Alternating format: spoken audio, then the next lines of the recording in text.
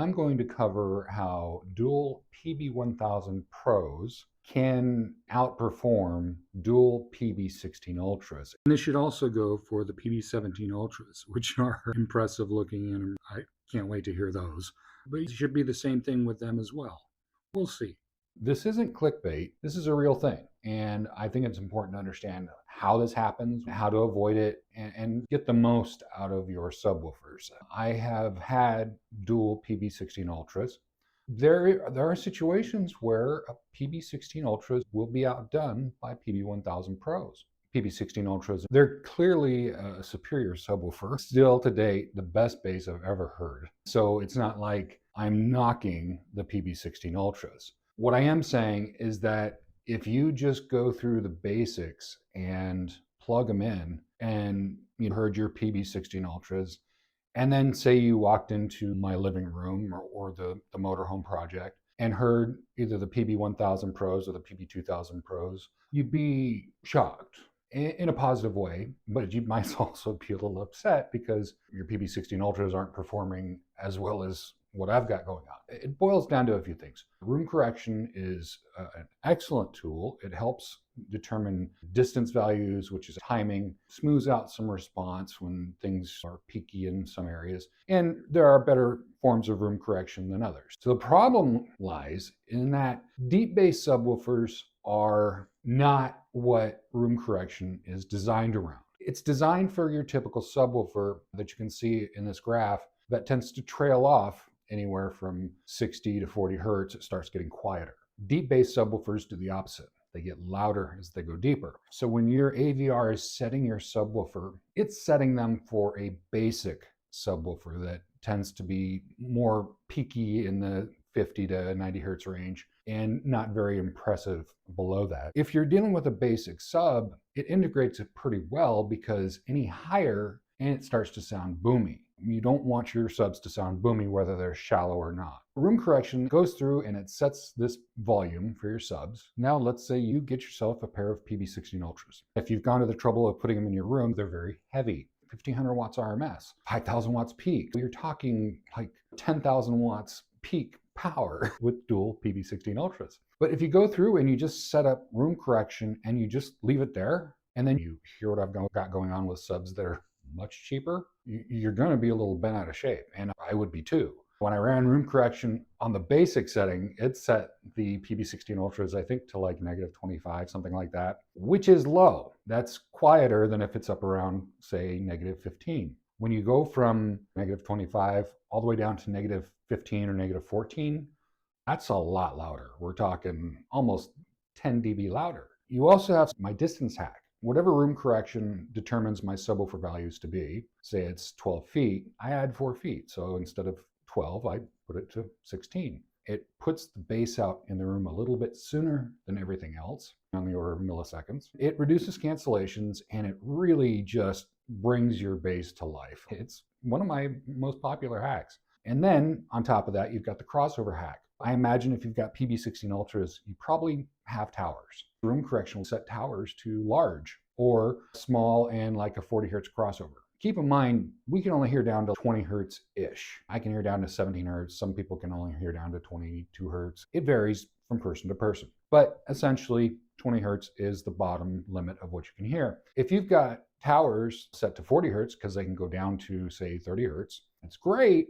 but you're limiting the bass coming from your sub to a very small window between 20 and 40 hertz that you can actually hear. That is not ideal because as good as your towers may be at producing, say, 80 hertz, your subwoofer is going to be better. There's more power in your subs. It's just going to be better to do it that way. So my crossover hack really matters. I never run anything less than 90 hertz. And what that does is it opens the window of how much bass you can get. So when I'm saying dual PB-16 Ultras can be outdone by a pair of dual PB-1000 Pros, I'm not joking. It's true. And I've experienced this too going into a home theater store, and they had a PB-16 Ultra, and I'm like, hey, can I try it out? I was so underwhelmed because one, they just had a single, and two, it was just set up so wrong. It wasn't loud enough. It was just bad. And if I had heard that compared to some other subs, I'd have been like, these others sound better. Well, yeah, because the gain's up high enough on the others. And on top of that, I'm like, hey, do you guys have the Eagles Blu-ray? So they put it in. And then I grabbed the amplifier remote and I pushed info. And sure enough, they weren't getting the good audio format. So I changed it. And they're like, wow, that's really good. And I changed it from the 2-channel to the DTS master. And everything really came to life. And they're like, wow, I had no idea. And all of these things combined can really make it just massively different. People get D-Bass subs and they're supposed to have this better experience, but there's a caveat to it. You have to go in and make these adjustments to make it sound the way it should. The PB-16 Ultras are phenomenal. And if you can get a pair of those, your home theater experience is going to be phenomenal. And especially if you go through my bass hack series and optimize them, I've never heard anything like it. It's incredible. The explosiveness of those subs. I talked about how it gave me a spleen massage. The accountant driveway scene, the suppressed fire, it's a one-cycle shot. So the sub just goes in and out once. That really shows how explosive a subwoofer is. The PB-1000 Pros, they hit your chest. Okay, you feel it. And it's impressive. The people that hear it for the first time, they're like, whoa, okay? With the PB-16 Ultras, it's same volume and everything. I'm not running them any higher than I would any other subwoofer. But when that shot comes, it's like you're being hit by a sledgehammer. You feel it so much deeper in your chest and it's so much more impressive. But it's just as comfortable to listen to. And I have sensitive hearing because of post-concussion syndrome. My hearing is sensitive and not in the good way. It's just funny how much settings make a difference. Good equipment is just the beginning. Room correction is just the first step. You have to go in after room correction and make these manual changes. If you don't, it's just not going to be as good. The reason I made this video is I touched on it in another video and I don't think I really explained it well. If you have dual PB-16s and you just run room correction and then you hear PB-1000 Pros with the proper gain, a 10 dB difference is huge. And it's the PB-16 Ultras at that gain is going to sound very soft and quiet. That's not why you got them. You got them so that it would just be dramatic, and they will be, but they have to be set up right. Usually when people are unhappy, I usually find it's in the settings, not the subs themselves. At least with the subwoofers on the list that I recommend that I would actually purchase myself. I am an SVS affiliate. You can follow my links in the video description below. It can provide a little financial support, help keep the lights on, things like that, keep me making videos.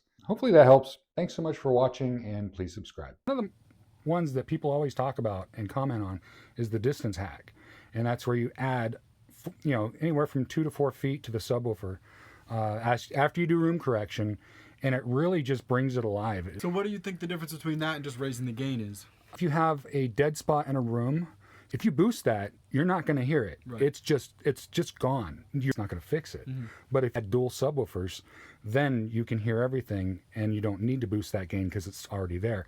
Same type of thing with the distance hack. If you just boost the gain, you're still missing a couple little parts there. You're kind of missing the soul. There you go. And you heard in here, all this textile, all these fabrics really reduce the amount of reflections and things like that. Things like that I talk about. And you didn't have to get loud at all. I mean, if you look at where we play whenever we do our demo content, we're probably 5 times louder than what you were playing here. And the setup is fantastic. The way all this comes together, the mixing of the Prime and the Ultra really showcases the timbre matching and everything that we do on the product. But the way you've put the system together, it's really cool. Thank you. As someone that grew up traveling in a trailer with my family, we never did anything like this. We had the VHS and the little TV, and well, we've got the VHS. It doesn't. I mean, a part of me kind of expected it to be like MacGyver together, but it feels like you're in a home theater. You generally get that sense of comfort and like being immersed, like not like you're in a mobile vehicle that sort of you just crammed a bunch of audio gear into. It very much has the sort of attention to detail that you would expect from a home theater. Yeah.